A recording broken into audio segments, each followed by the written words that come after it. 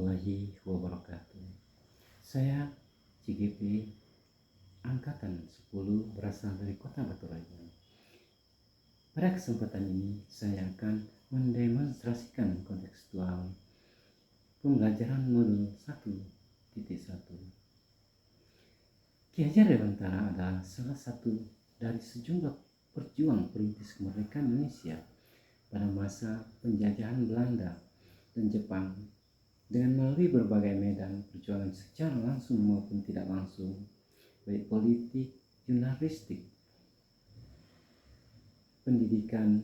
Ki Hajar Dewantara bergabung dalam berbagai organisasi, yaitu termasuk organisasi Budi Utomo, Serikat Islam pada tahun 1912 bersama Daus Becker, mendirikan Indistif Party yang bertujuan berjuang mencapai Indonesia merdeka pada tahun 1922. Mendirikan sebuah perguruan tinggi taman siswa yang merupakan embrio dari sistem pendidikan Indonesia.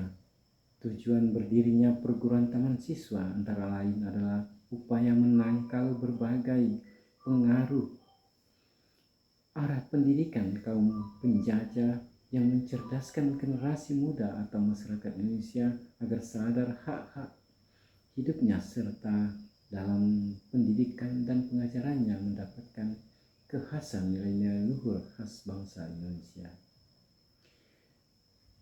Buah-buah pikiran Ki Hajar Dewantara mengenai konsep dan praktik pendidikan cukup terkenal dan malah mendunia, dan telah dituangkan dalam berbagai bentuk, baik berupa buku dan tulisan-tulisan di media massa dan cetak, serta aktif didiskusikan dalam berbagai forum rapat, sidang dan seminar, baik pada saat ini perjuangan kemerdekaan maupun setelah Indonesia merdeka saat ini. Slogannya yang paling terkenal adalah Ing Ngarso Sung Tulodo, Ing Madya Mangun Karso Tutpuri Handayani. Slogan ini telah menjadi panduan bagi pamong atau guru dalam memposisikan dirinya sebagai pendidik yang dapat memberi teladan, memberi semangat, memberdayakan, dan memberi dorongan kepada murid. Atau jika seorang guru di depan, dia menjadi seorang pemimpin bagi para peserta didiknya. Dan jika peserta didiknya membutuhkan semangat ketika ia mencapai titik nadir yang terendah, sehingga guru bersama murid sebagai penyemangat supaya murid melewati masa-masa tersebut.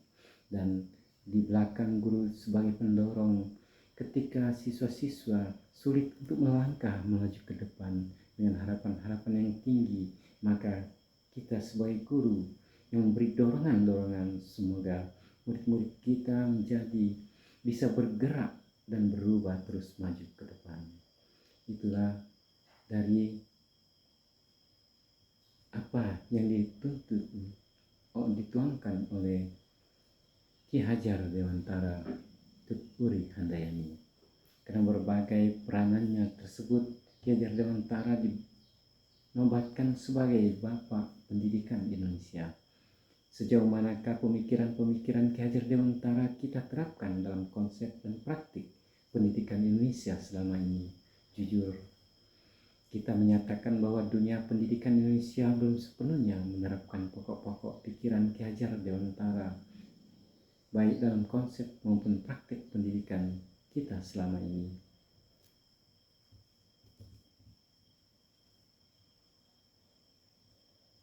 Ki Hajar Dewantara sungguh sangat aneh ketika banyak bangsa lain sangat mengagumi dan menerapkan pemikiran-pemikirannya dalam pendidikan, maka seperti halnya negara Finlandia, dan mereka cukup berhasil dalam pendidikannya, tetapi malah sebaliknya Indonesia yang menjadi tempat lahir dari tokoh pendidikan yang mendunia tersebut tidak menerapkan seutuhnya konsep dan pemikiran-pemikirannya.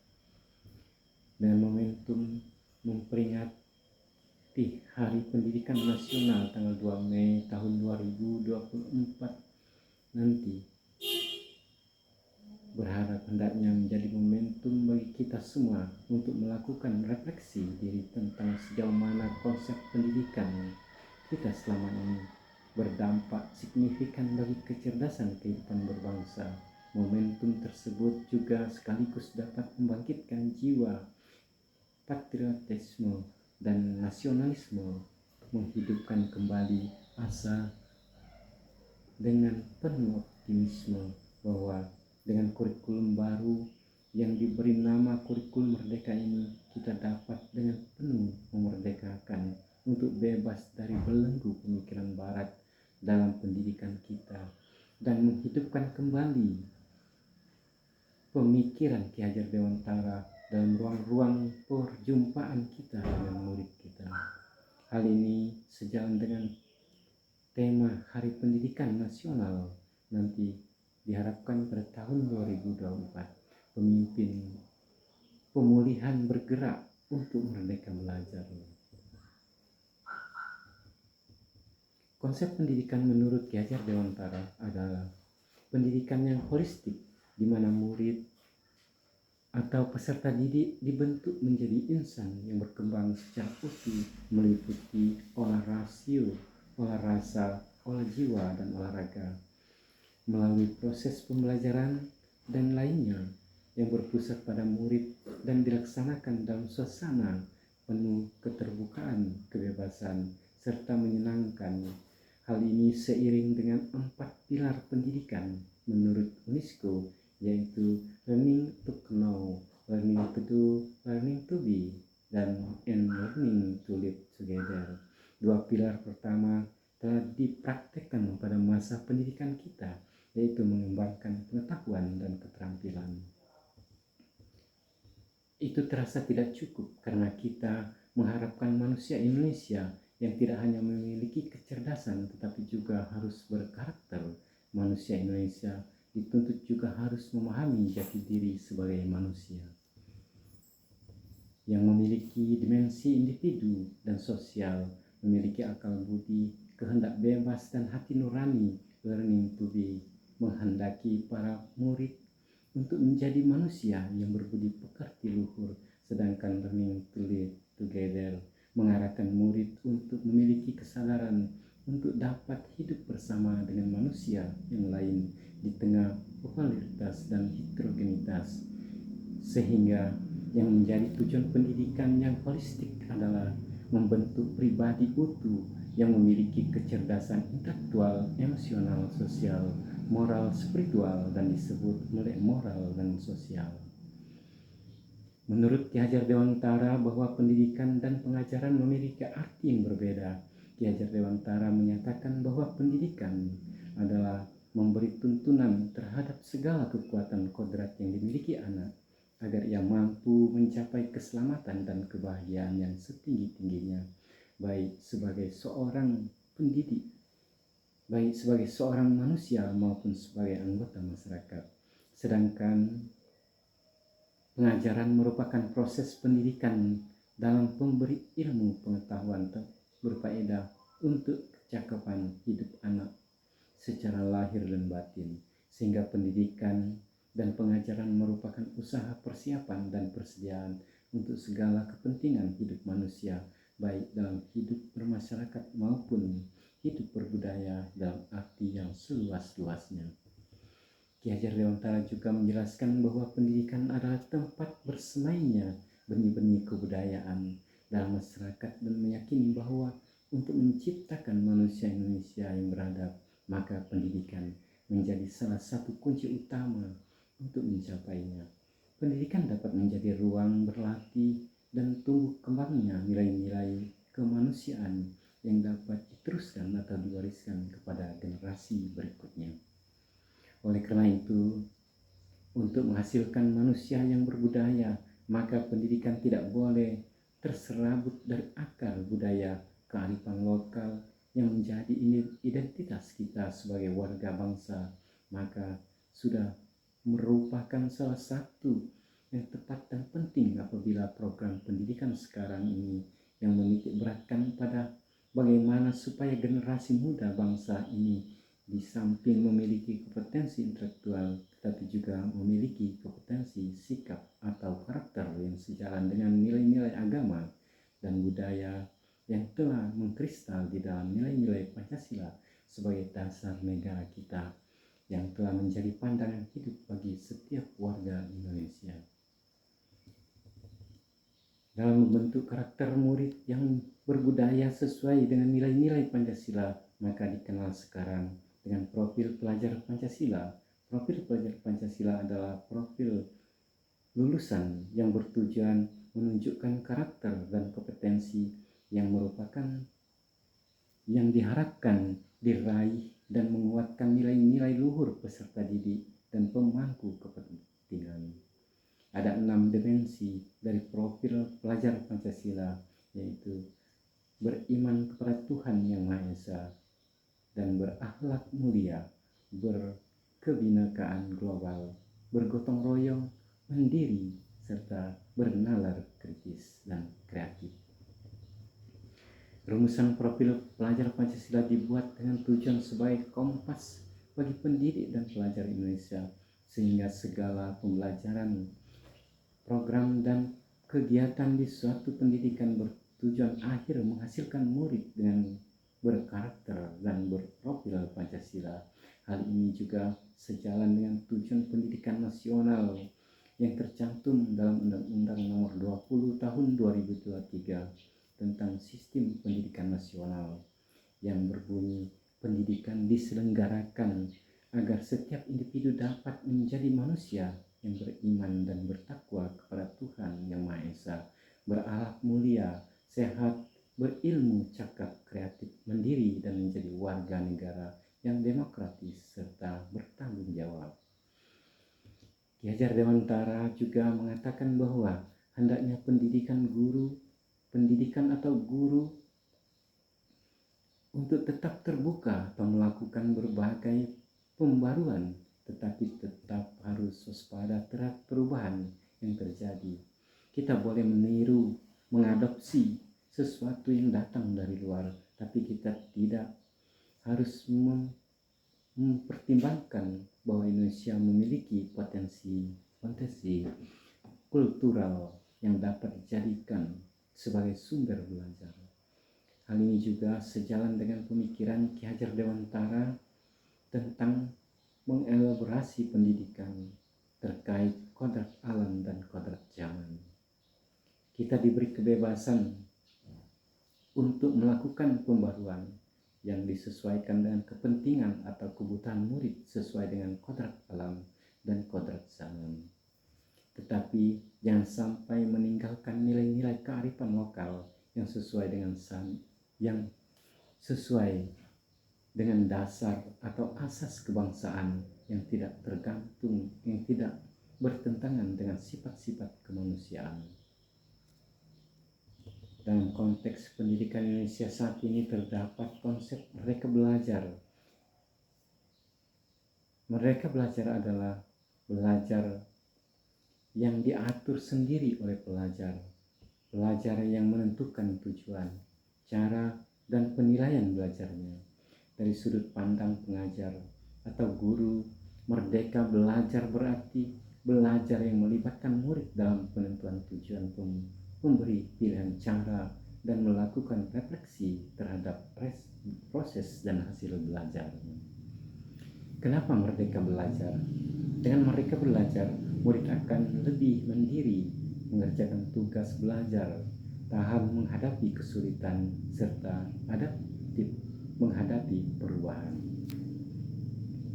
Konsep ini seiring dan sejalan dengan pemikiran Ki Hajar Dewantara yang mengatakan bahwa tujuan pendidikan adalah menuntun segala kodrat yang ada pada anak agar mereka dapat mencapai keselamatan dan kebahagiaan setinggi-tingginya, baik sebagai manusia maupun sebagai anggota masyarakat.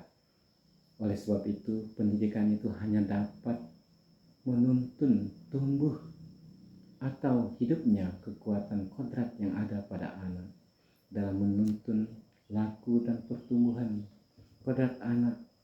Peran pendidik seperti seorang petani atau tukang kebun. Anak itu seperti biji tumbuh dan disemai dan ditanam oleh Pak Tani, lahan yang telah disediakan. Dengan demikian, peran pendidik atau guru adalah menuntun murid agar dapat mengembangkan potensi kodrat yang mereka miliki. Murid hendaknya diberi kebebasan atau kemerdekaan untuk memilih cara mana yang mereka sukai untuk mengembangkan potensi kodratnya. Di samping itu juga mengandung makna bahwa seorang guru mengembangkan potensi kodratnya. Di samping itu juga mengandung makna bahwa guru diberi kebebasan untuk menuntun muridnya dengan berbagai metode atau cara yang tentunya sesuai dengan karakteristik dan kebutuhan murid. Seiring dengan pemikiran keajaran utara tersebut, maka dalam paradigma baru pembelajaran saat ini dikembangkan pembelajaran yang berpusat pada murid. Bukan lagi berpusat pada guru, di mana murid harus dijadikan sebagai subjek atau pembelajar. Kegiatan pembelajaran tidak lagi menjadikan guru sebagai satu-satunya sumber belajar, atau kegiatan pembelajaran tidak lagi hanya aktivitas memindahkan pengetahuan guru kepada murid, tetapi jauh lebih dari itu, yaitu murid harus terlibat aktif menjadi pembelajar, membangun pengetahuan sendiri dan membantu dan sendiri dengan bantuan dari seorang guru dan berbagai sumber belajar lainnya, sehingga pengetahuan atau pengalaman belajar yang diperoleh menjadi sangat bermakna.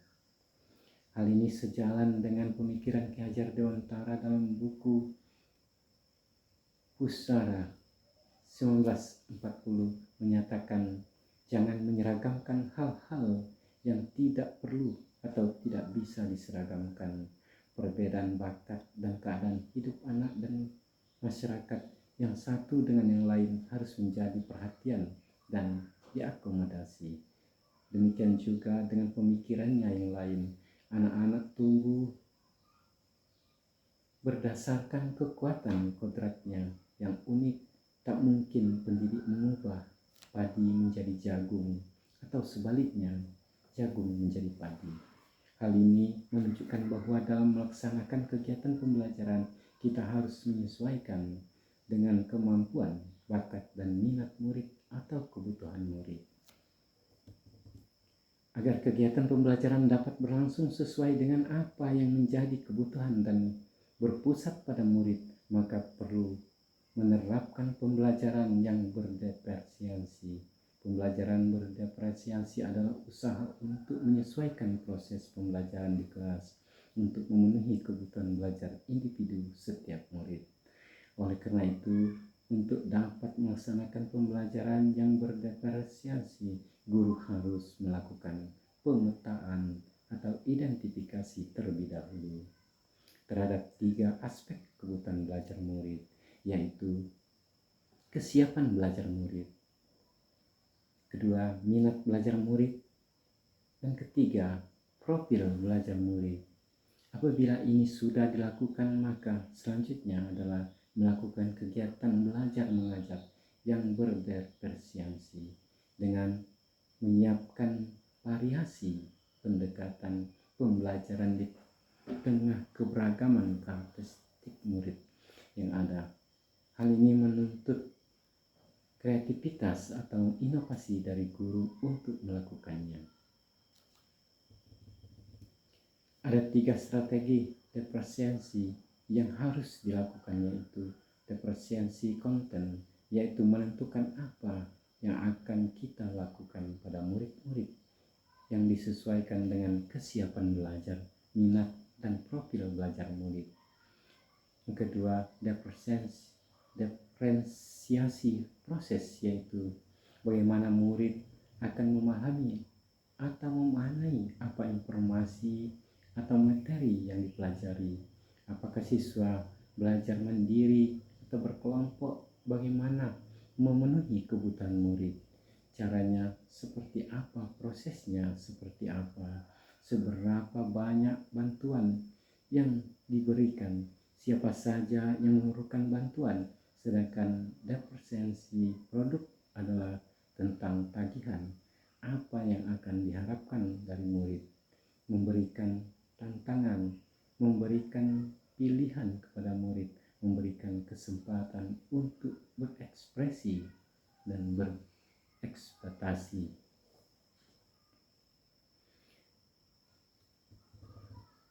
Pembelajaran yang berdiferensiasi harus dibangun dengan yang disebut learning community atau komunitas belajar, yaitu komunitas yang semua anggotanya adalah pembelajaran dan guru akan memimpin murid-muridnya untuk mengembangkan sikap atau praktik yang mendukung tumbuhnya lingkungan belajar yang berdiferensiasi. Ada beberapa faktor yang menjadi karakteristik atau ciri lingkungan belajar yang berdiferensiasi, yaitu setiap orang di kelas saling menghargai, setiap orang akan menghargai, murid merasa aman, ada harapan bagi pertumbuhan, guru mengajar untuk mencapai kesuksesan, ada keadilan dalam bentuk nyata, serta guru dan siswa berkolaborasi untuk pertumbuhan dan kesuksesan bersama. Dengan menerapkan pembelajaran yang berpusat pada murid, dengan melalui pembelajaran yang berdiferensiasi, maka akan terbentuk kepemimpinan pada murid, di mana murid menjadi bertanggung jawab dan menjalankan perannya sebagai murid yang dapat mengembangkan segala potensi dimilikinya agar mencapai keselamatan dan kebahagiaan baik untuk dirinya maupun masyarakat di sekitarnya. Sedangkan pada sisi pendidik atau guru akan menjadi sosok pemimpin pembelajar yang dapat mendorong pendidikan di sekolah yang selalu berpusat dan berpihak pada kebutuhan murid. Itu saja pemaparan saya pada kesempatan ini. Lebih dan kurang saya mohon maaf. Pada Tuhan saya mohon ampun. Akhir kalam, wabillahi taufiq wal hidayah. Wassalamualaikum warahmatullahi wabarakatuh. Salam guru penggerak.